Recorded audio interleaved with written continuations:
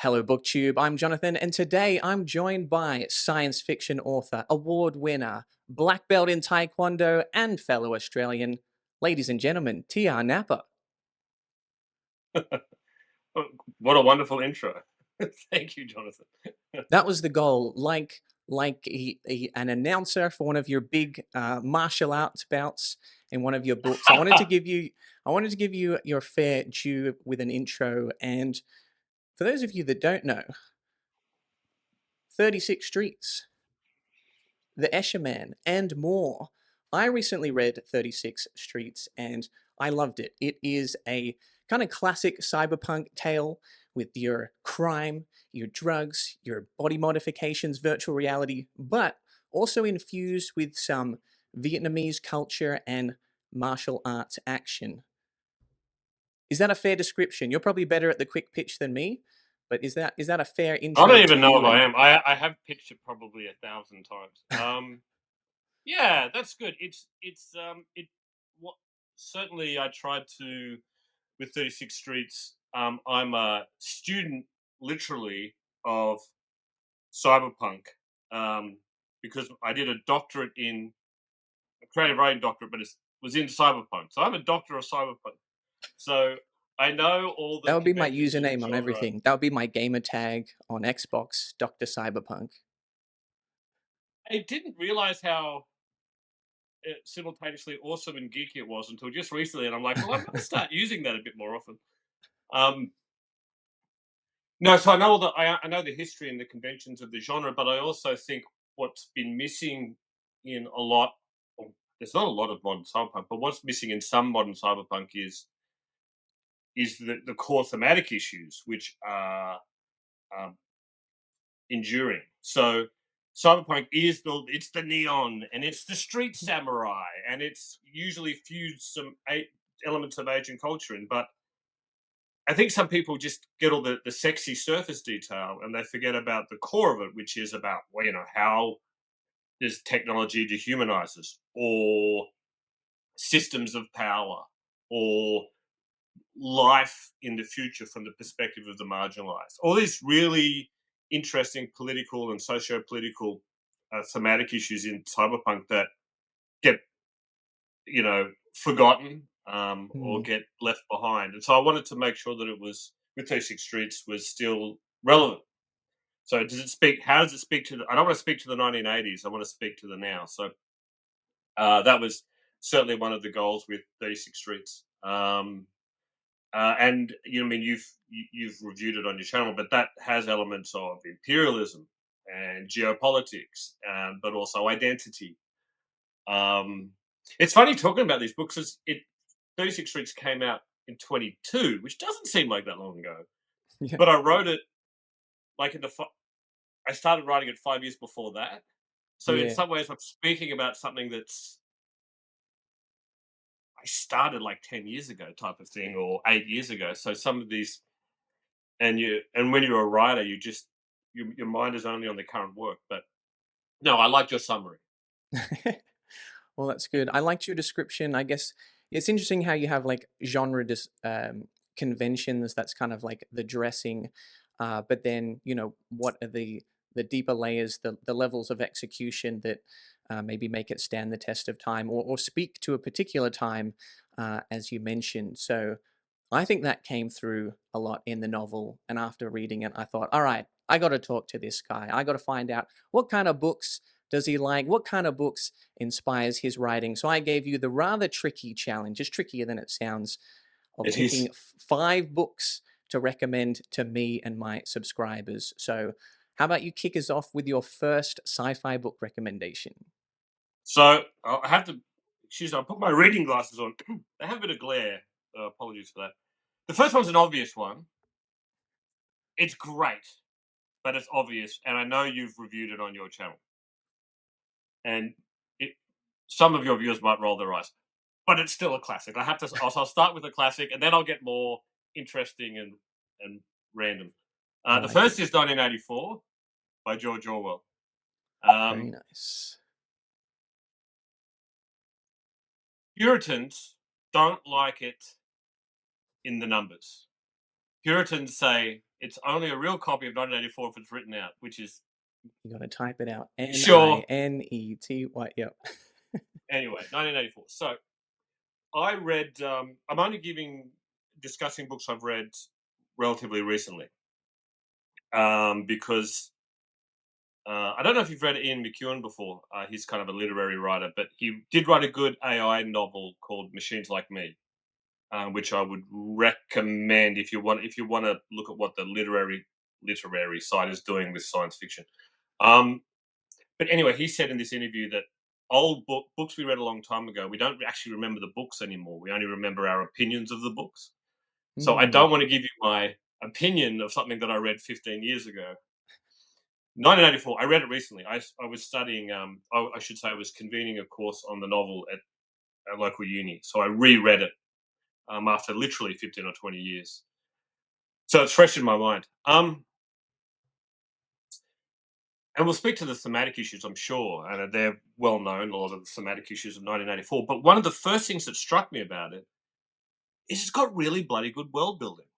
Um, it's George Orwell. He wrote it in 1949. Not a science fiction writer. Um, Writing from his perspective, a world that's 40 years into the future. But he's the world building is so sophisticated and immersive immediately in 1984. And I'm a world building fundamentalist. Like, I am so, if you are internally inconsistent, if it's unsophisticated, I am very judgmental about your science fiction novel. But when I started reading it, I'm like, wow, I'm immediately in this bleak, grim world that he's envisioned of, ubiquitous surveillance and so forth. So that would be my first observation about 1984 for if you haven't read it before. As a science fiction novel, it's got some really good world building. But is that what you is that would you agree with that one? Yes, I am a. Let's see. Ooh, I'm a fan of it. We see we got the Suntop Special Edition over here.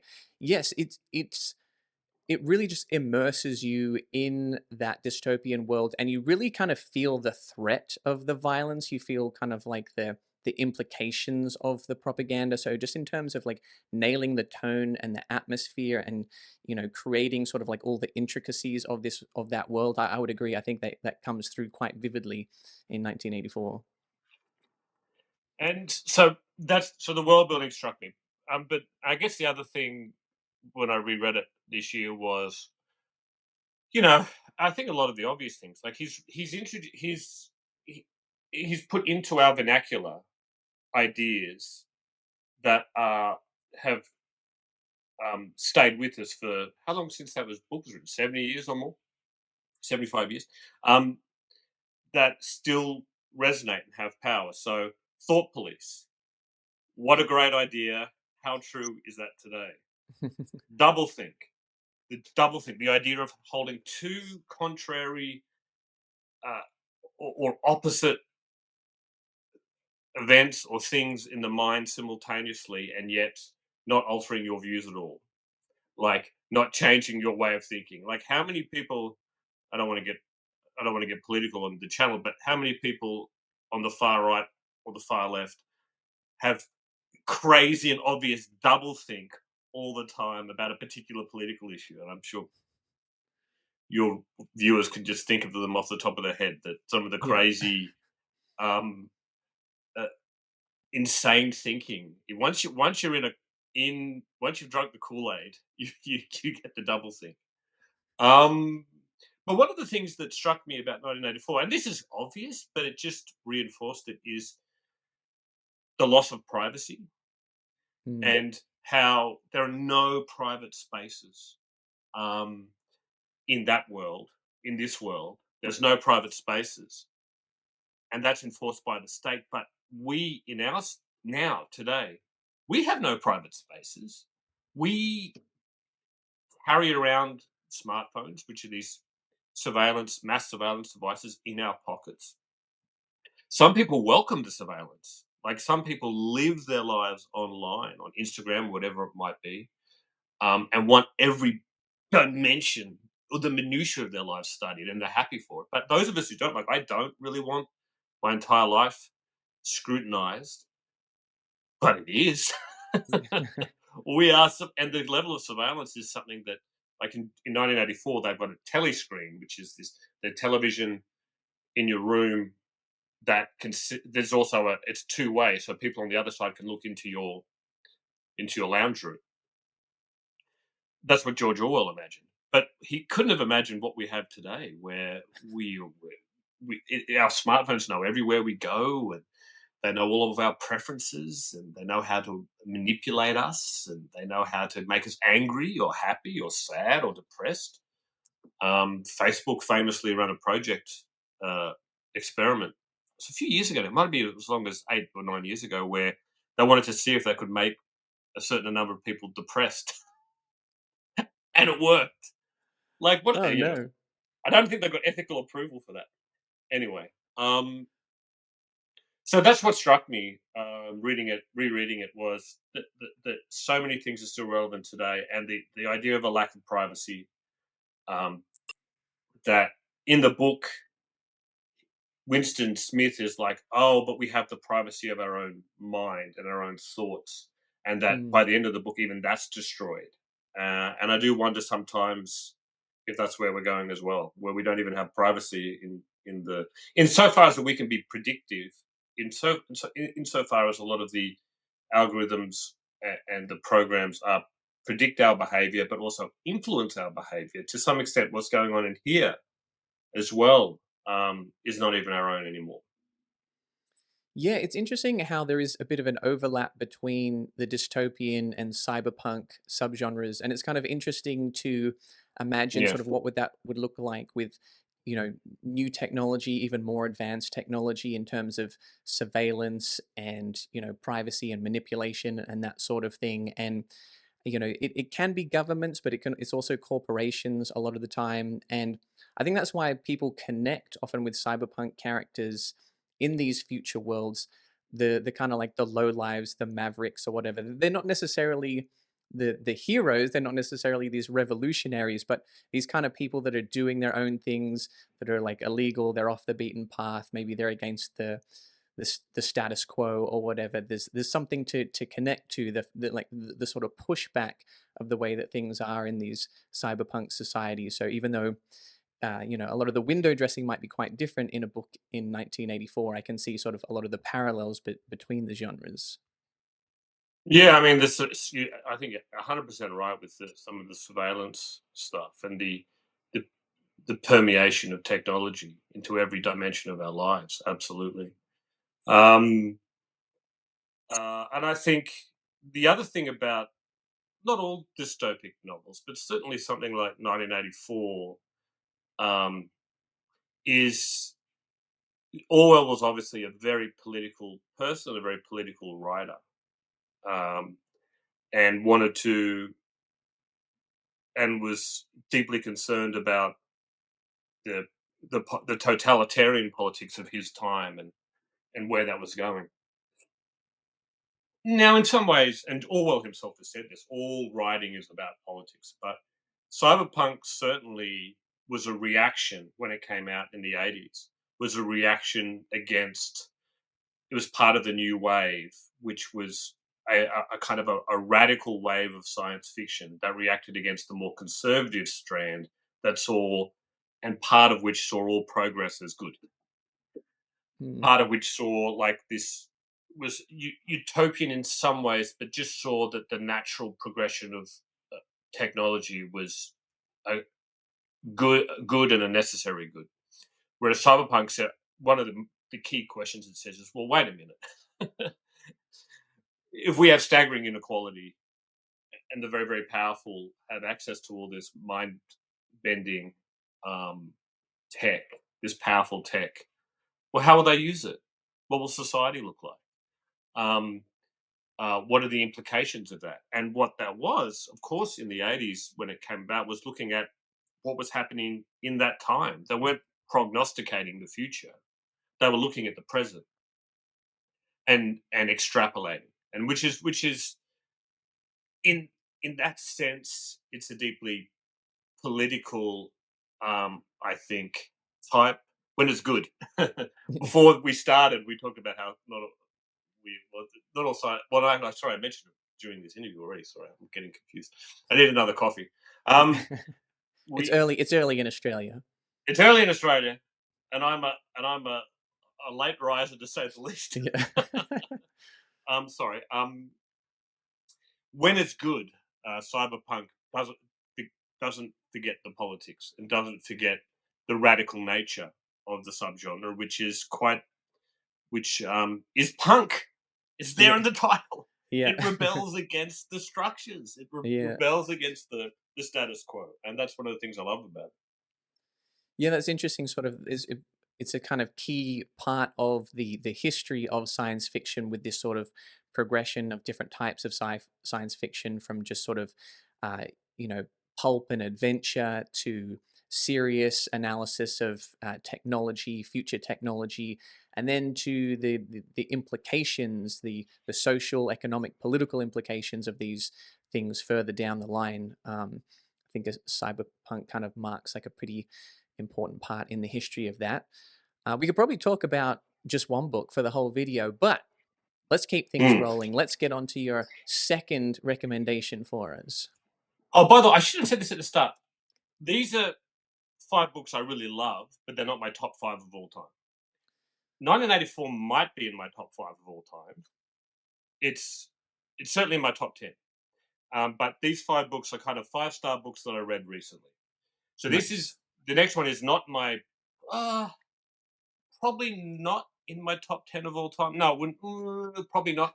But really great book. That top 15 is looking pretty 5-star book. good, though.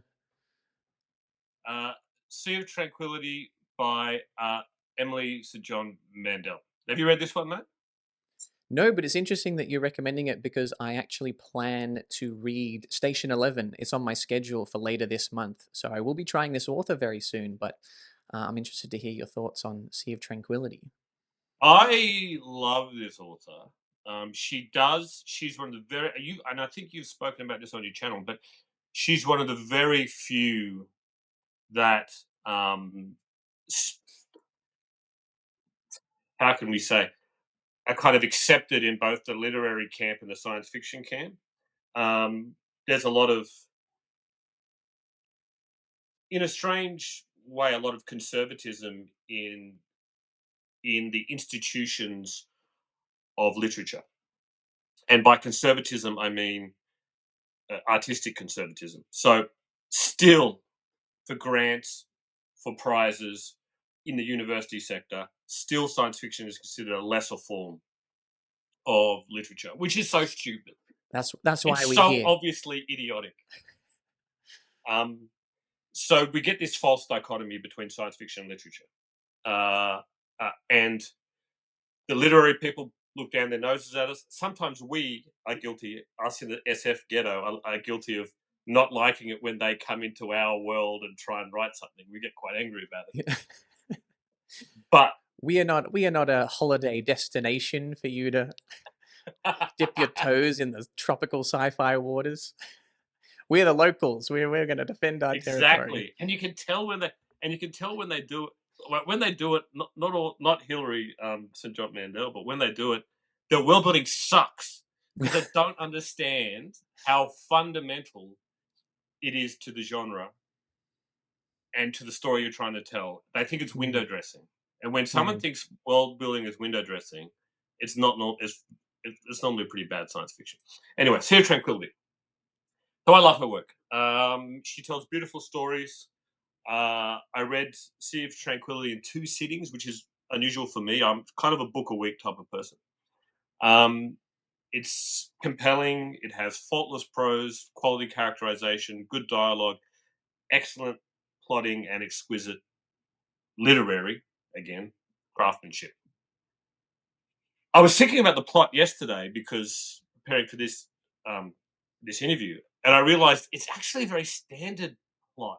I almost escaped my attention at the time, but the plot of the book is that it's about a time travel agency that investigates anomalies in the timeline, Mm. and about this individual. He's kind of living an aimless life, who gets recruited into this agency. And so the book takes place, it has four timelines: 1912, 2020 during COVID. I think it's a COVID novel, but don't worry, don't it's still good. Um, Disclaimer. 2203 and 2401. So they're the four timelines. Okay. Um, so in some ways, it's they're investigating anomalies in the timeline. Yeah, we've heard that. It's not necessarily overdone, but we've heard that idea before. But she writes so hypnotically well that I kind of didn't it didn't bother me. I didn't even notice it. She's a beautiful writer. One quibble. It's still a 5-star book. But one quibble, and I've talked about this twice. I'm going to talk about it 3 times now, and it's world building. Her time travel is unforgiving as a subject in as an author, because um, it doesn't make any sense.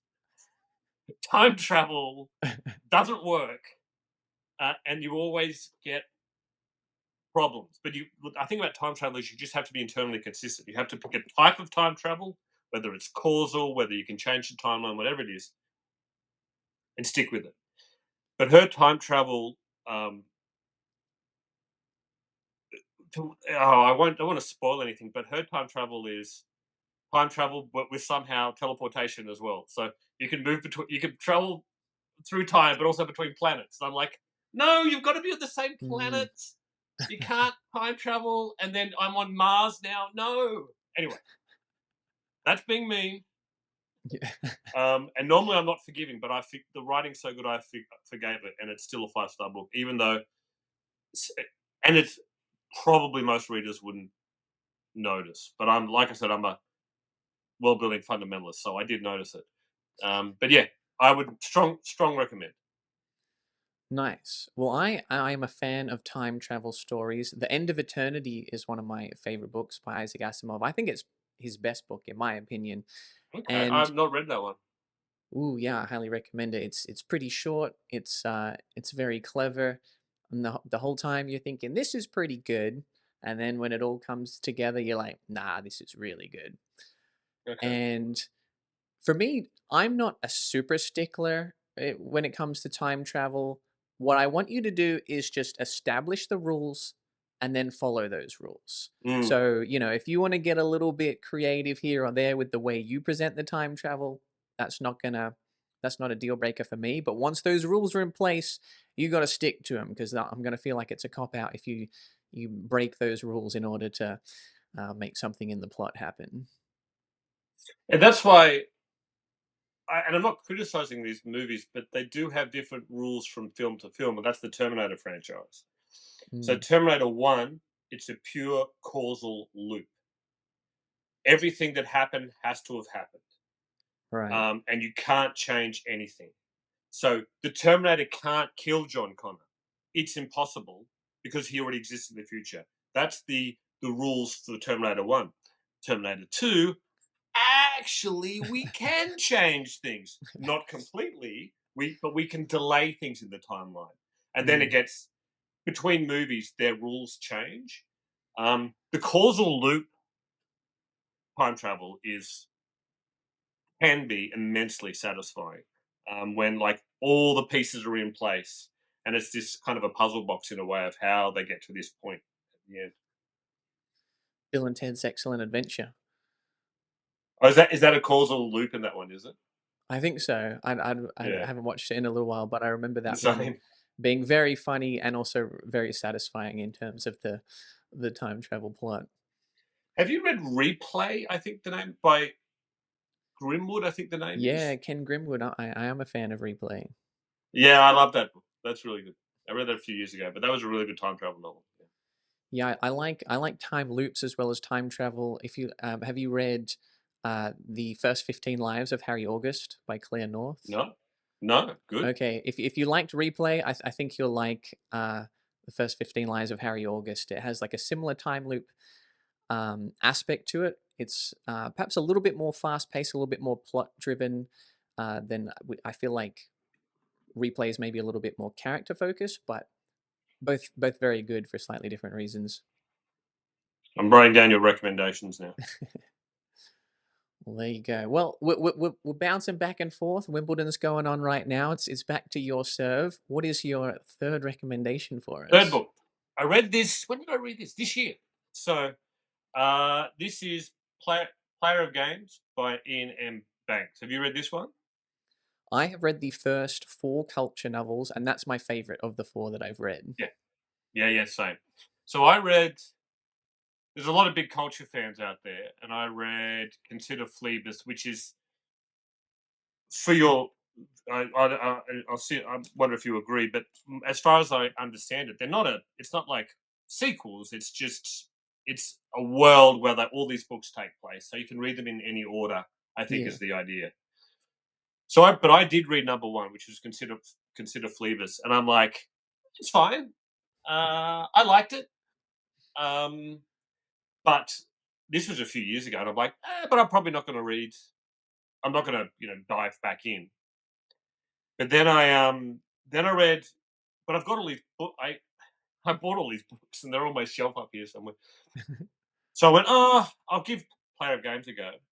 Oh man, loved it. And this made me want to go back into the culture series.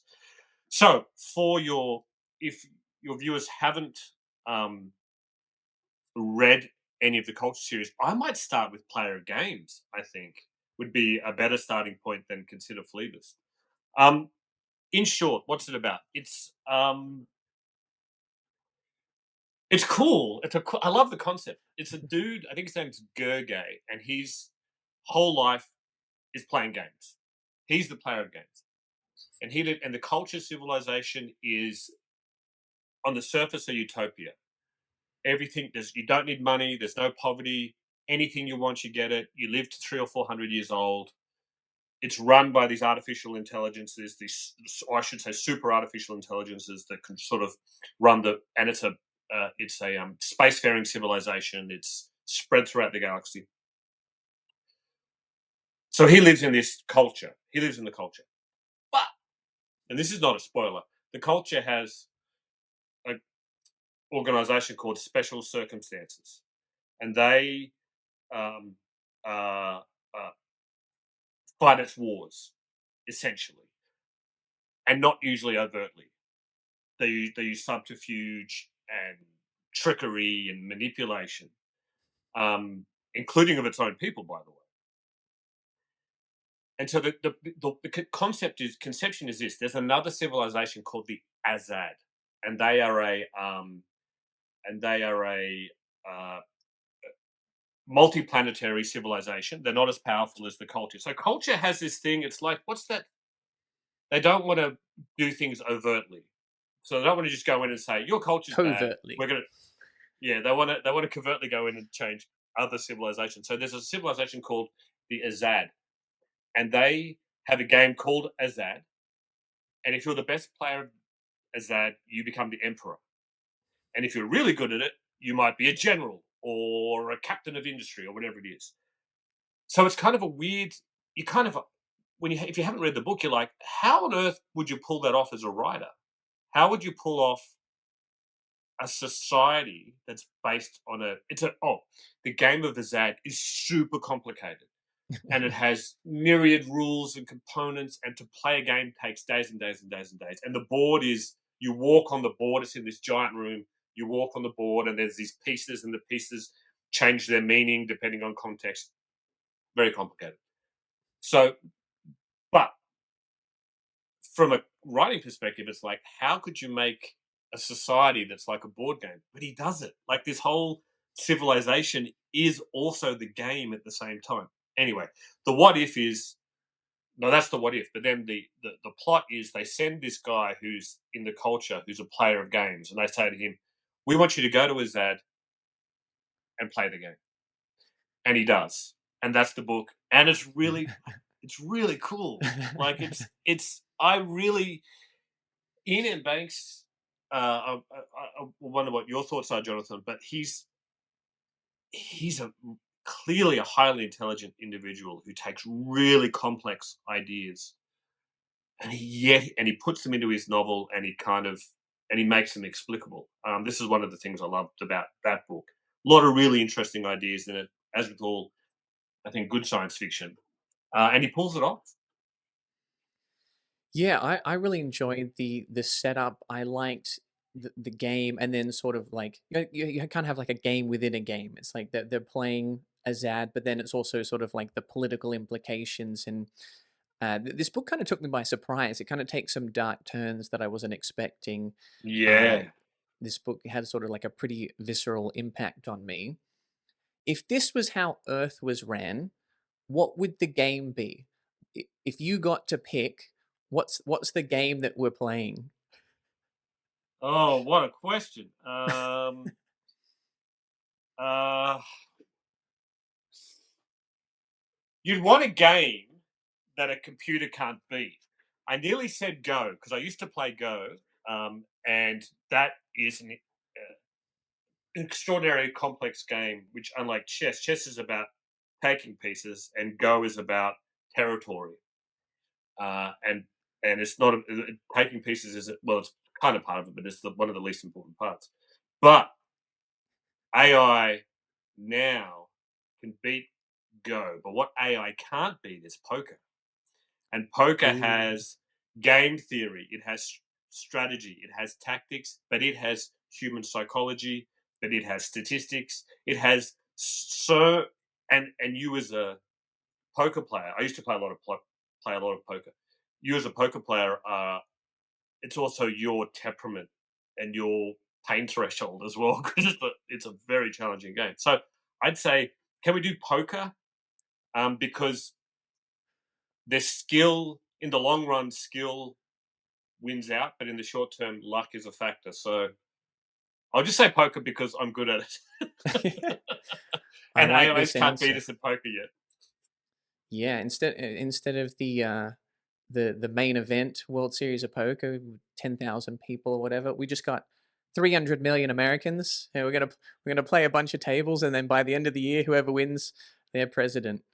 Uh, It couldn't. It you'd get it. I don't want to. You couldn't get any worse. uh, What would you interesting. choose? Well, if I'm acting purely out of self-interest, probably Call of Duty Black Ops 2. Uh, 2013, Jonathan was pretty nice on the sticks. Might have to dust off the old PS3, but that could get. I think that could get me a pretty decent station in society. I could probably. Well, you and then you're like 1 million subscribers. Yeah. Yeah, If you get a certain score, like yeah. And me, oh, I'd get readers. Oh, I'd get 1 million sales. Bing. yeah. Oh, that'd be sweet. There you go. Let us know in the comments what the game should be. But yeah, Mm. back to the book. I really enjoyed this one. My only nitpick is that the game itself, I wanted to be explained just a little bit more clearly. Like I wanted to almost play this game, get obsessed with this game. Like it would be so detailed that you could just take the rules and start, even if we might not have some of the future technology and stuff, like play some sort of version with your friends, even if not physically, like an online, turn this into an actual video game.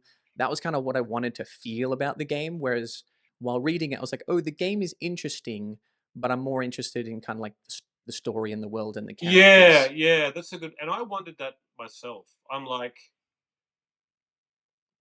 but here's the thing. The problem is, I suppose, like he does kind of explain it.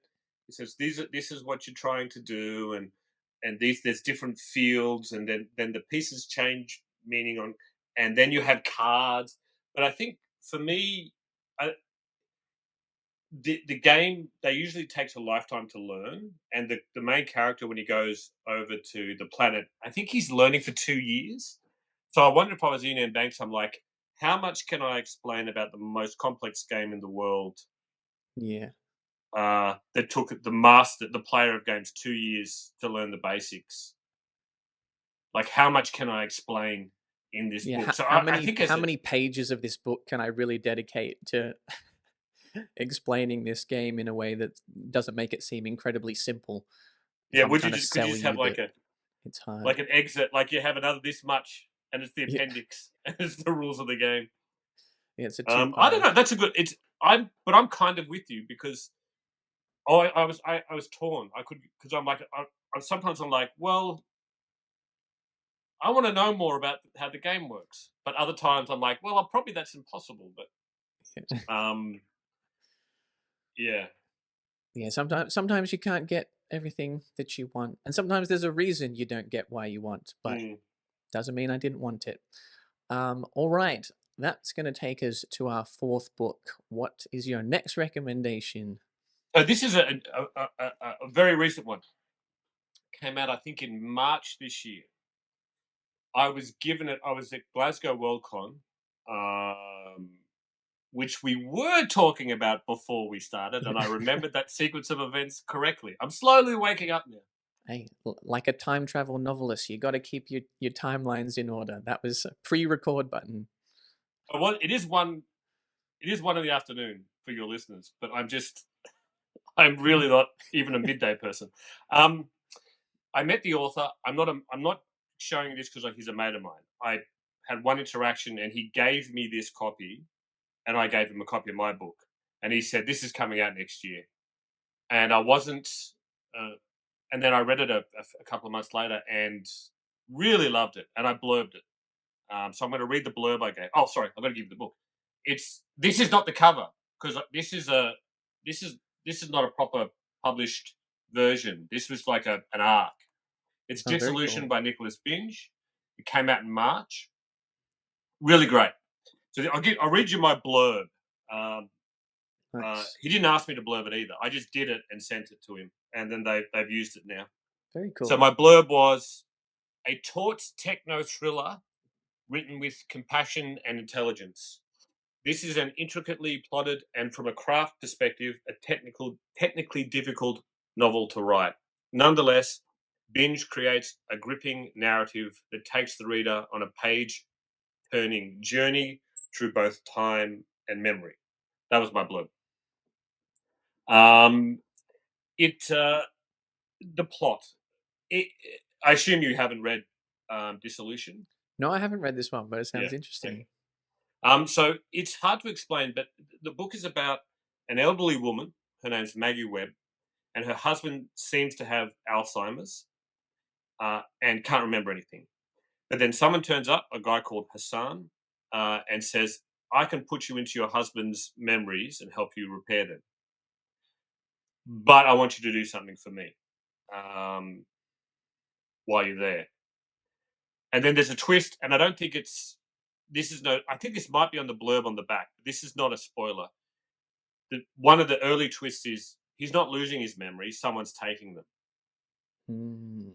Um, and then, and another factor is then we discover that erasure of memories can impact reality. That's another dimension of the book. It sounds complicated because it is. It's actually quite a complex book, but it's also genuinely, I think, a page turner at the same time. But one of the reasons I liked it, there's many reasons. It's well written, for starters. One of the reasons I liked it is Nick Binge clearly has done a lot of research on memory and the science of memory to the point where when I was reading the novel, I'm like, I think, oh, and for your readers, and this is maybe I should have said this to your readers, your viewers. I probably should have said this at the start, but I'm obsessed with memory, and a lot of my books deal with my short stories and my novels deal with memory. 36 Streets probably a little bit, but then in Escherman, which you showed before, that is all about memory loss and memory manipulation. So for a very long time, I was obsessed with memory, and I read a whole bunch of books to do my research to understand how it worked and how it can be manipulated and what is what scientifically is plausible with memory editing and false memories and so forth. And when I read Dissolution, I'm like, I think he's read the same books as me. So I messaged him. I said, "Dude, I'm really enjoying your book.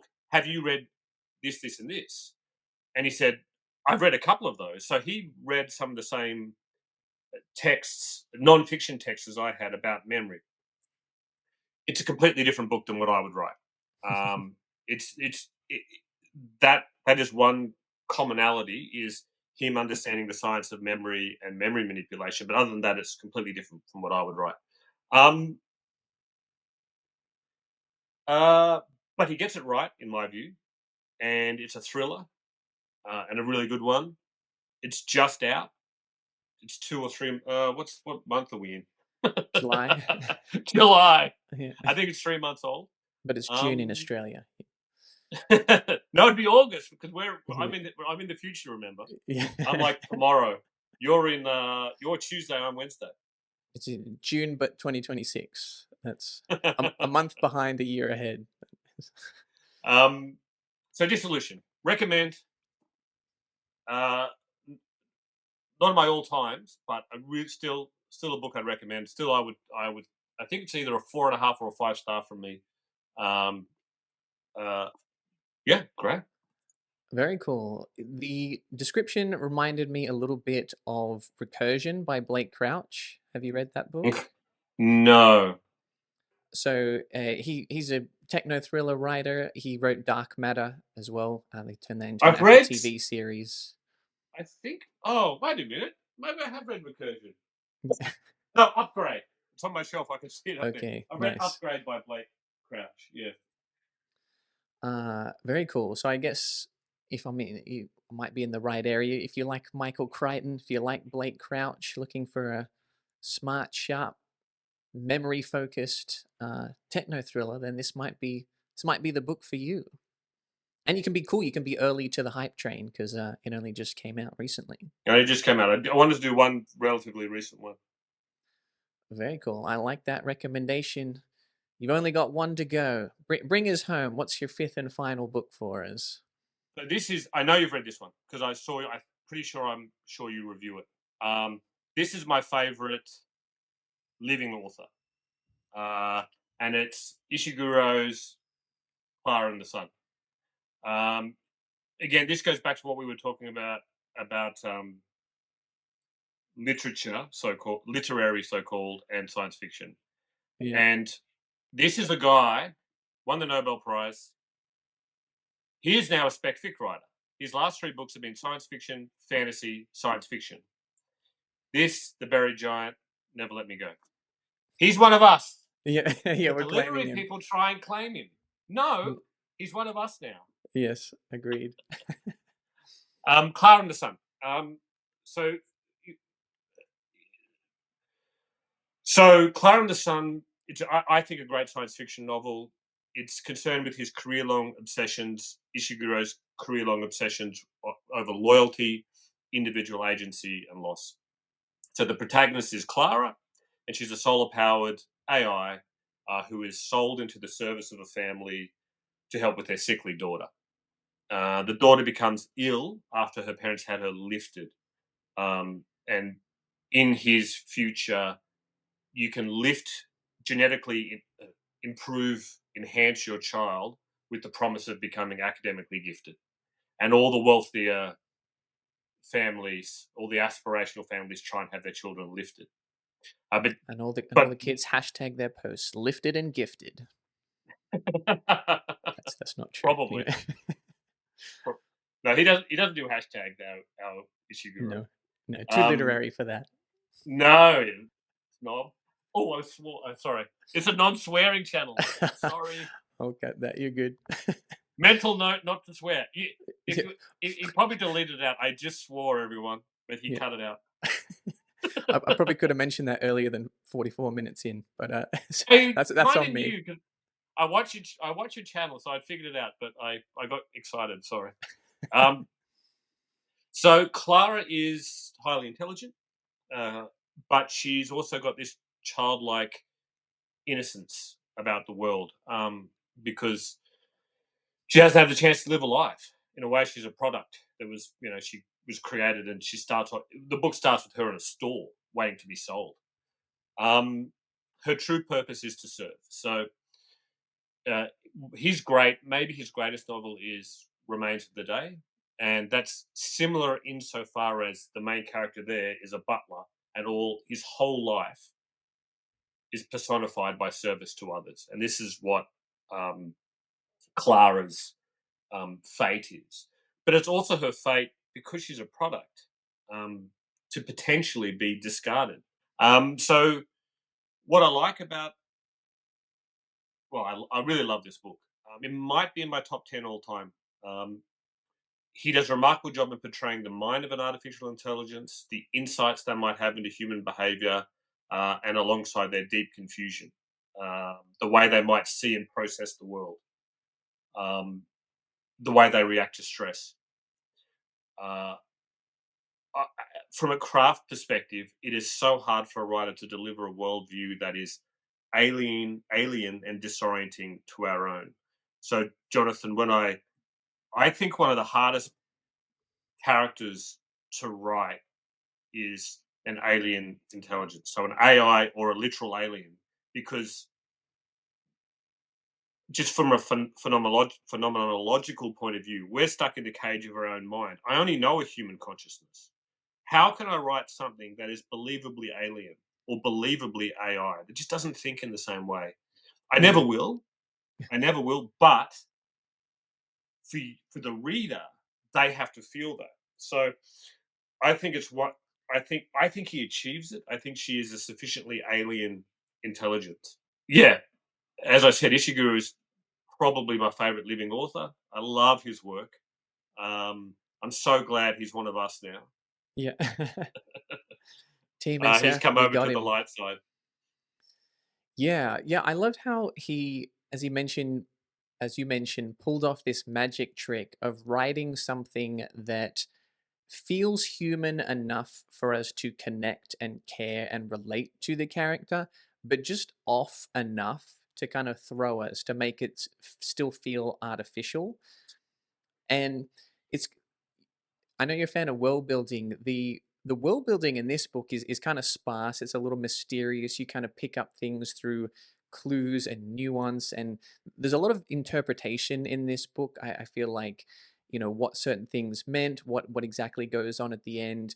Ishiguro gives you like a lot to work with as a reader, which may or may not be to your taste. But Mm, me, I was just so invested in the story, in the characters. Like pretty much just every chapter made me want to cry. Like mm. I wasn't quite there because nothing necessarily terrible is happening in every chapter, but there's just this impending sense of tragedy, this like disconnect of like just like unease within the world of these characters that you as a reader just feel like is not going to be resolved. And so even though it's not a super fast paced like action driven book, I felt like emotionally on the edge of my seat while reading it. And I think that's a pretty rare like reading experience and a sign of real writing talent. Yeah, that's a great description. He has a way of slowly making you realize, oh, this is not all right. This person is not all right. This person's perception of what's happening is not. It's He's big on the unreliable narrative, which Mm, is another, again, from a craft perspective, is really hard to do. How do you write a character where the reader is in their head experiencing what they're experiencing, and at the same time, and so they have this limited frame of reference, so that they're only seeing part of the picture that the character is the POV character is seeing. And yet slowly you're like, wait a minute, this person is deluded or ignorant or fooling themselves, or in the case of an AI, doesn't isn't equipped to emotionally and intellectually comprehend the intricacies of the world she's living in. Yeah, and you're right, and it's just and emotionally you're like, yeah. which he does in Remains of the Day. His novel that won the Booker is a butler who's I don't think this is a spoiler, but at the he starts at the novel and he's the butler for his lord is a Nazi sympathizer so he's living in England, but he's a Nazi sympathizer in the lead up to the Second World War. And it's just how and then and the timeline shifts, but it's about the butler kind of deluding himself about what his master was really like, Mm, and it's tragic because yeah. this guy who's repressed himself for decades and devoted himself in service, and he devoted himself to a Nazi sympathizer. So it's such a tragic book. I think I swore again. Sorry. That's okay. That's why we're not live, because Australians can't be trusted. We can't. We can't. Uh, yeah, I'm really intrigued to see what this film adaptation for Clara and the Sun is going to look like. How they kind of visually represent some of those aspects of the world. Um, I don't know if there's a I don't think there's a release date, but I know it's in the works. I had no idea that they're doing a film. Oh yeah, Jenna Ortega, Amy Adams, and Taika Waititi is directing. Well, he might do it. He might. I like him. Yeah, yeah, I think some things have been hit or miss, but I really liked Jojo Rabbit and some of his early films like Hunt for the Wilder People and things like that. And because this is not like a particularly comedic story, I think that might prevent him from going down like a silly path. And and I think some of his comedy stuff is funny, but I think if it's uh, yeah, this doesn't lend itself to that style. So I think it might resemble some of the more sort of grounded things that he's worked on in his catalog. Yeah. Okay. I wonder if Ishiguro's involved. Well, I'm like I'm such a I'm probably I always react badly. I'm like, they're making a movie. I know it's going to be terrible. It's something that I love anyway. But I was a bit like that with even though this was a sequel, I was a bit like that with Blade Runner 2049. I'm like, don't. The first is a masterpiece. It doesn't. It has a the director's cut has a perfect ending. Stop. But Villeneuve, actually, that's a great film. So that was it was a relief. It's a visually it's a masterpiece. Yeah, 2049 is one of my favorite films of all time. So there's always hope for that sci-fi adaptation. Uh, you just got to It's believe. just, and there's only one guy who's really good at it though. Yeah. It's like, hey, Villeneuve, after Dune Messiah, Rendezvous with Rama, Cleopatra, the next James Bond movie, uh, Can you 36 Street. replace? Oh no, hey, that's way better. Dude, I always forget to have my books next to me for these interviews, but like it's like author marketing 101, so I can be like, hey, although I've got my, ah, oh no, it's not. It's up on the wall. There it There is. we go. Yeah, I should have. I didn't even set my camera up correctly. Well, there you go. Well, look, we did it. 5 great Right? books, a couple for my reading schedule. They're going on the TBR. Let us know in the comments if you've read any of these, if you enjoyed them, whether you're interested in picking any of them up. And adding to that list, 36 Streets and the Escherman, it takes place in the same universe, but it's a standalone. So you're not committing to a whole series. You can just read one. If you like it, read more. Well, there you go. Thanks a lot for joining me. This was fun. It's winner by KO. I didn't really put enough thought into tying my outro into my intro, but there you go. TR Napa, winner by knockout. Any words, closing words for the audience? It's great to be uh, on your channel. And I don't have to tell the viewers that it's a good channel and keep watching. I can't make the audience get. I guess I can tell my readers to come and watch your channel. Yeah, Now I'm just rambling. Oh, I did yeah, so well, and now yeah. my ending failed. And this is another thing I'm bad at is endings. Thank you for having me on. It's been great, Jonathan. And hopefully I'll talk to you again somewhere down the line. Yes, this was fun. Maybe I'll see you at a convention. Maybe we'll see the Yes, subscribers at a convention. And now you know who Tia yes. Napa is. Go say hi to him, and we'll see you in the next one.